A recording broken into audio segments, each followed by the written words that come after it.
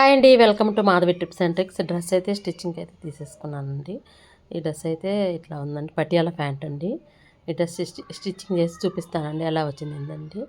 Cutting అయితే అయిపోయింది. Stitching చేసేటప్పుడు కట్స్ వేసుకున్నప్పుడు ఒక టిప్ అయితే చెప్తానండి. మనం అయితే 1 ఇంచ్ అయితే పెట్టుకొని కట్స్ కల్లి స్టిచ్చింగ్ కట్ చేసుకోవాలని చెప్పాను కానీ 1 ఇంచ్ పెట్టుకుంటే ఎక్కువగా మనకి ముడతలు రావండి. అట్లా కూడా కాకుండా మరి డ్రెస్సు కట్స్ కుట్టేటప్పుడు మనం దగ్గర దాకా తీసుకున్నప్పుడు ఫోల్డింగ్ చేసుకోకుండా కొంచెం లెంత్ ఎక్కువగా ఉన్నప్పుడు ఫోల్డింగ్ చేసుకున్నా కూడా మనకు కట్స్ అనేది నీట్గా వస్తాయండి.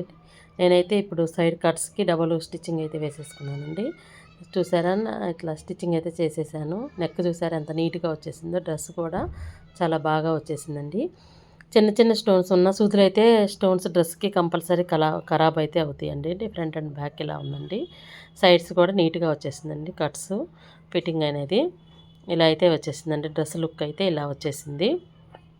చూడటానికైతే నాకు చాలా బాగా నచ్చేసింది. లైట్ కలర్స్ కూడా ఒక్కోసారి చాలా బాగుంటాయండి. కట్స్ అయితే ఇలా వచ్చేసిందండి.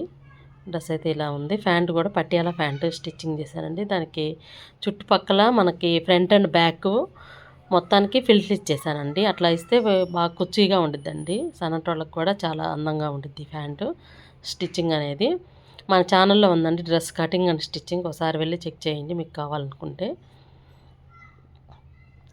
డబల్ స్టిచ్చింగ్ చేశానండి. నా వీడియో నచ్చితే లైక్ చేసి షేర్ చేసి సబ్స్క్రైబ్ చేసుకోండి. ఇట్లాంటి మంచి మంచి